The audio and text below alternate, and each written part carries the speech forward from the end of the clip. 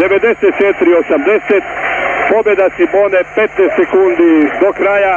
Naći se sada svi u zagrljaju, i navijači na tribinama, i igrači sa svojim trenerima, funkcionerima, svi oni koji su dali svoj obol izuzetnom uspjehu Cibone. Posljednje sekunde, 3, 2, 1 i neka bude, činili su ovaj zadnji koš.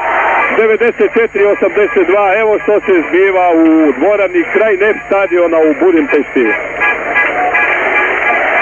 Miho Nakić sa velikim peharom želi pokazati da je kup zaista naš. Tu je i Sven Ušić, tu su igrači Cibone, Nakić, Bečić, Čutura, Pavličević, Dražen Petrović, Svjetičanin, Vukićević, Ušić, Dražen Anzulović, Franjo Arapović.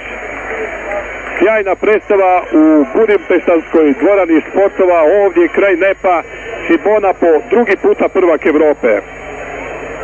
Od svega više se sjećam onoga što se dešavalo poslije, a to je onaj legendarni doček kad smo prešli granicu u Hrvatsku i od toga kad su nas carinici praktički izvukli iz autobusa kao pod fintom pregleda, u stvari da nas dočekaju i počaste u svojim tamo prostorijama.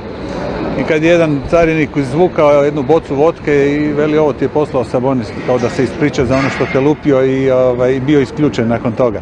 Međutim, od granice pa do Čakovca to je bio špalir ljudi koji su čekali, i najviše se sjećam zapravo jedne slike iz jednog malog sela, mislim da se zvala Mala Subotica. Tamo su tete djecu iz vrtića dovele i oni su praktički zaustavili autobus i sa poljskim cvijećem napravili jedan kao plakat Heja, heja Cibos ili Bravo Cibos, i sad tog detalja se više ne sjećam. Međutim, to mi je ostalo ono u velikoj i lijepoj uspomeni. Trilogija je završila godinu potom osvajanjem Kupa kupova u Novom Sadu. U prvenstvu Dražen je propustio utakmicu u Jazinama